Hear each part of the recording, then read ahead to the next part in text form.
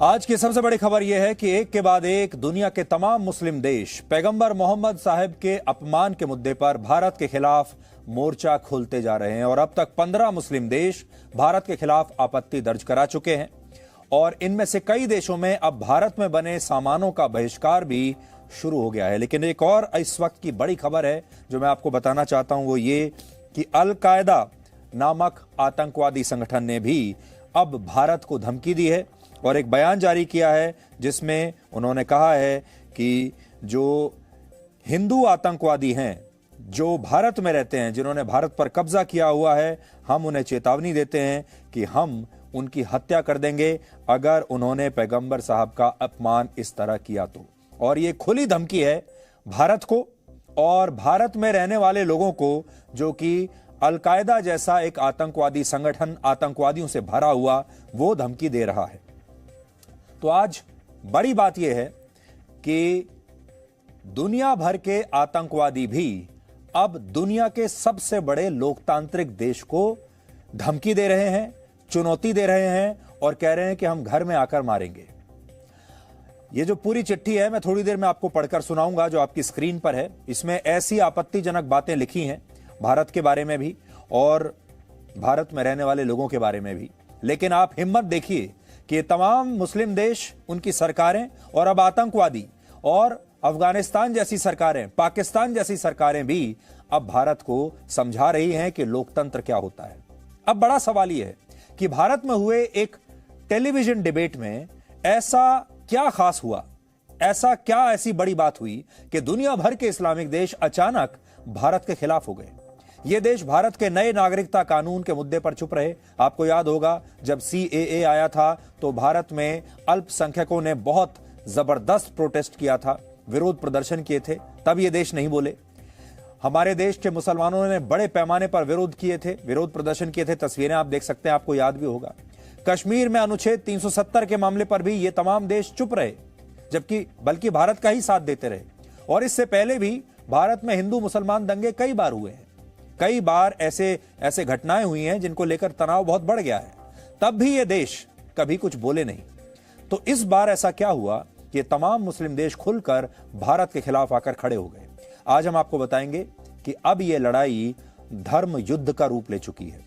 इसलिए इस शब्द को आप याद रखिएगा। अब ये जो लड़ाई है ये हो सकता है आपको डिप्लोमेटिक लड़ाई लग रही हो। दो देशों के बीच जो स्टेटमेंट्स का आदान प्रदान हो रहा है, राजदूतों को बुलाकर कहा जा रहा है कि आप अपने देश की सरकार तक हमारी बात पहुंचाइए, आपत्ति दर्ज कराई जा रही है। लेकिन इतना नहीं है, असल में अब ये एक धर्म युद्ध का रूप ले चुका है। और अब दुनिया में एक तरफ 190 करोड़ मुसलमान हैं जो इन देशों में रहते हैं, जो बिल्कुल एकजुट हो चुके हैं, और दूसरी तरफ भारत में रहने वाले 100 करोड़ हिंदू हैं जो आज भी एकजुट नहीं हैं, अलग अलग खंडों में बिखरे पड़े हैं। इस समय मुस्लिम देशों में भारत का विरोध करने की यह मुहिम आग की तरह फैल रही है।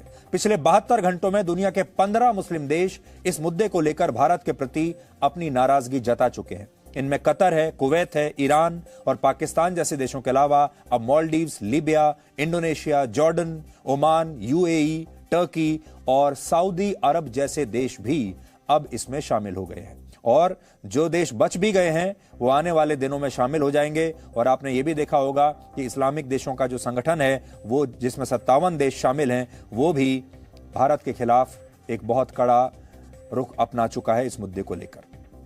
यानी जिसको आप कह सकते हैं कि पूरी इस्लामिक दुनिया इस समय भारत के खिलाफ है। इसके अलावा बहरीन ने भी धार्मिक आजादी के मुद्दे पर भारत को लेक्चर दिया है और इस घटनाक्रम पर भारत का विरोध किया है। अब देखिए, बहरीन की कुल आबादी है सिर्फ 17 लाख।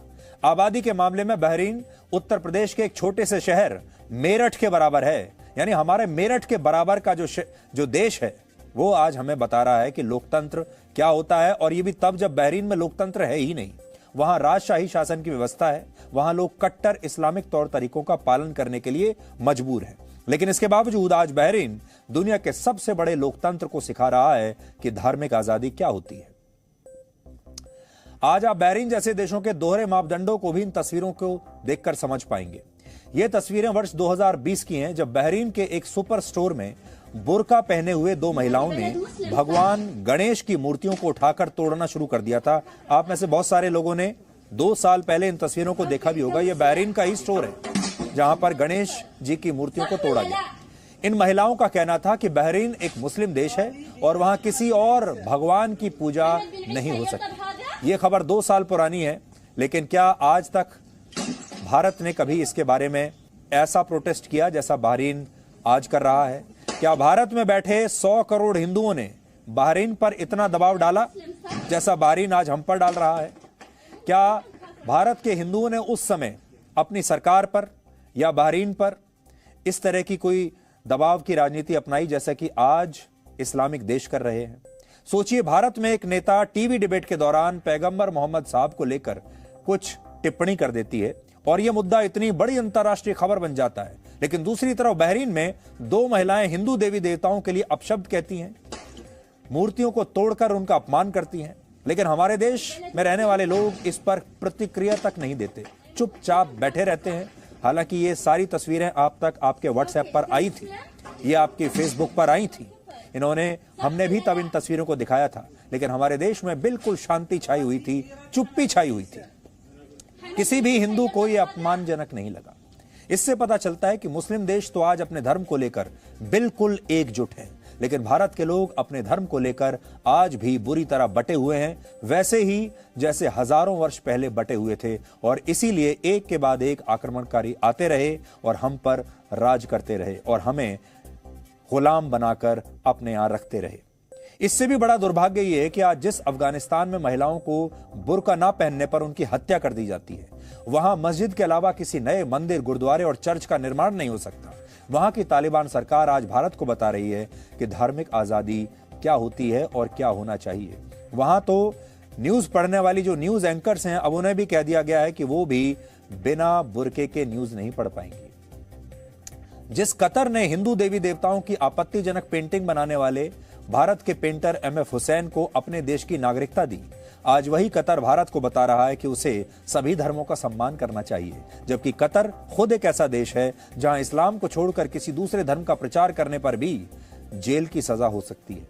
आज अगर कोई व्यक्ति सऊदी अरब की नागरिकता लेना चाहे तो उसे पहले इस्लाम धर्म को अपनाना पड़ता है, तभी आपको सऊदी अरब में नागरिकता मिलेगी। इसके अलावा सऊदी अरब में गैर मुस्लिम आबादी और खास तौर पर हिंदुओं को खुले में धार्मिक अनुष्ठान करने की इजाजत नहीं है, लेकिन सऊदी अरब भी भारत को यह बता रहा है कि धार्मिक आजादी क्या होती है। और आपने एक मशहूर पत्रकार की बात तो सुनी होगी, उनका नाम था खशोगी, जिनकी हत्या सऊदी अरब ने करवा दी थी, और कैसे दूतावास में ही आरी से उस पत्रकार के जो शरीर था उसको टुकड़े टुकड़े करके उन्होंने फेंक दिया था, सिर्फ इसलिए क्योंकि वो सऊदी अरब के खिलाफ खबर लिख रहा था। और वो सऊदी अरब आज हमें शिक्षा दे रहा है। इसी तरह ईरान में अगर कोई व्यक्ति इस्लाम धर्म छोड़कर कोई दूसरा धर्म अपनाता है तो ऐसे लोगों को मौत की सजा होती है, लेकिन ईरान आज भारत को बता रहा है कि मानव अधिकारों की रक्षा कैसे करनी है। और पाकिस्तान का संविधान वहां के अहमदिया मुसलमानों को मुसलमान ही नहीं मानता, और अगर कोई व्यक्ति ऐसा करने की कोशिश करता है तो उसे जेल में डाल दिया जाता है। पाकिस्तान में ही बलूचिस्तान के मुसलमानों पर अत्याचार हो रहे हैं, लेकिन पाकिस्तान आज हमें लेक्चर दे रहा है। और जॉर्डन जैसे देश में वहां का सर्वोच्च नेता बनने की पहली और आखिरी शर्त यह है कि उस व्यक्ति को मुसलमान होना चाहिए, लेकिन आज जॉर्डन भी भारत को बता रहा है कि लोकतंत्र क्या होता है। सोचिए, इससे बड़ा मजाक हमारे देश के साथ और क्या होगा। Presenting B News app, available on Google Play and App Store. Download it now.